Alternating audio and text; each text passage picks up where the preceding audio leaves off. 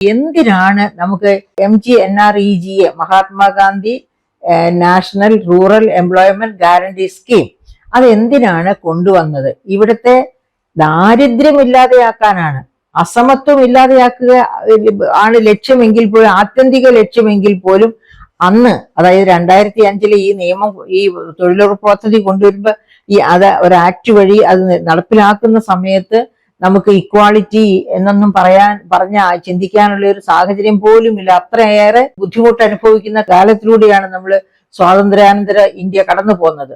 അപ്പൊ 2005 അതിദാരിദ്ര്യമൊക്കെ ഇല്ലാതെയാക്കുക.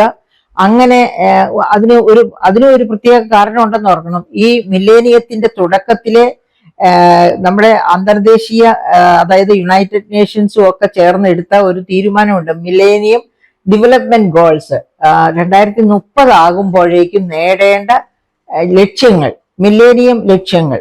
ആ ലക്ഷ്യങ്ങളിൽ ഏറ്റവും ആദ്യത്തേതാണ് പട്ടിണിയും പോഷകാഹാര ദാരിദ്ര്യമില്ലായ്മയും ആരോഗ്യവും വിദ്യാഭ്യാസവും ഒക്കെ ഉറപ്പാക്കുക എന്നുള്ളത്.